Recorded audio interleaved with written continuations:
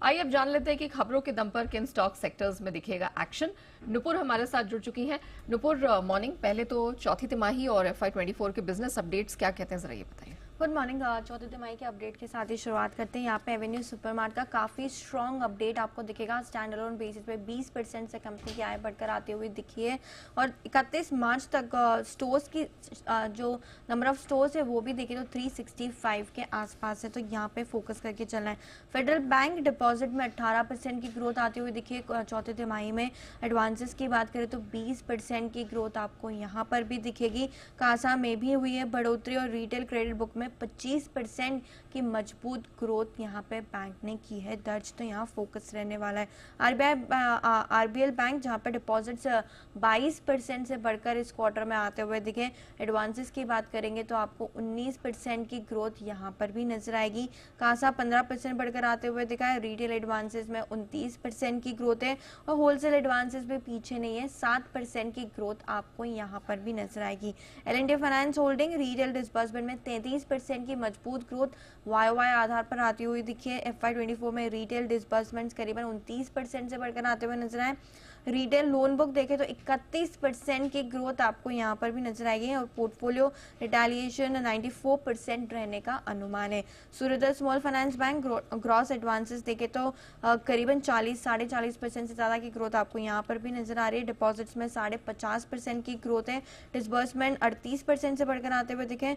Gross NPA में आपको दिखेगी गिरावट, तो ये सारे बैंकिंग स्टॉक्स आज फोकस में रहने वाले हैं। ऑलराइट, चलिए तो ये जो बिजनेस अपडेट्स निकल कर आए हैं इसका तो इम्पैक्ट आज देखने को मिलेगा ही, लेकिन नुपुर ये भी बता दीजिए कि कौन कौन से ट्रिगर्स हैं और खबरों के दम पर और कौन कौन से स्टॉक्स हैं जिन पे हमें फोकस करना है। बिल्कुल, ऑफिशियली आज से Q4 के रिजल्ट्स है वो आने शुरू हो जाएंगे। जेएम ब्रूरी सबसे पहले अपने नतीजे घोषित करने वाला है, साथ ही साथ बोनस जारी करने पर भी आज बोर्ड विचार करता हुआ दिखेगा।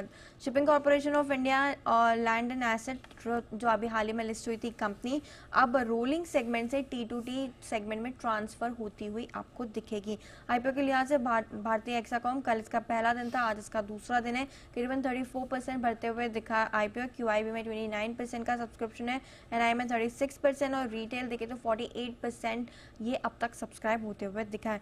ONGC, Reliance industries, oil India, MRPL, Chennai petro पर आज फोकस करना है क्योंकि सरकार ने घरेलू कच्चे तेल पर विंडफॉल टैक्स में अब की है बढ़ोतरी। विंडफॉल टैक्स 4,900 प्रति टन से बढ़ा के 6,800 प्रति टन रुपए कर दिया, तो यहाँ फोकस रहेगा।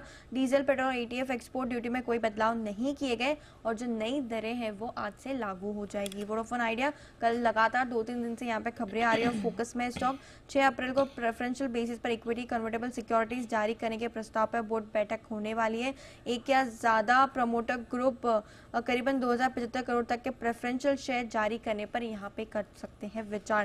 केसी इंटरनेशनल काफी पॉजिटिव न्यूज है कंपनी के लिए क्योंकि बड़ा ऑर्डर कंपनी को मिला है, 816 करोड़ की इसकी वैल्यू है और FY24 में कुल ऑर्डर बुक देखें तो 18,102 करोड़ के आसपास की है। जी पावर कंपनी को जयप्रकाश पावर वेंचर से कुल 775 करोड़ के 2 बड़े ऑर्डर मिलते हुए दिखे, तो पॉजिटिव न्यूज है जी पावर के लिए, तो स्टॉक फोकस में रहने वाला है।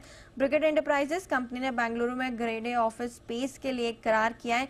3 लाख स्क्वायर फीट लीजेबल एरिया जो है उसके डेवलपमेंट के लिए 340 करोड़ का इन्वेस्टमेंट कंपनी करती हुई दिखेगी। लास्ट में कुछ बल्क डील्स है जहां पर एडवांस फाइनेंशियल सर्विसेज पावराइट इन्वेस्टमेंट फंड ने करीबन 3.25% हिस्सेदारी बेची है और खरीदने वाले में आपको दिखेगा CLSA ग्लोबल मार्केट्स। 69 के भाव पे इस ट्रांजैक्शन को किया गया है। ऑलराइट, चलिए तो ढेरों यहाँ पर अपडेट्स निकल कर आ रहे हैं, ऑफ कोर्स नतीजे भी रहेंगे जिन पर हम फोकस करेंगे और उसका एक्शन देखने को मिलेगा। धन्यवाद नुपुर, डिटेल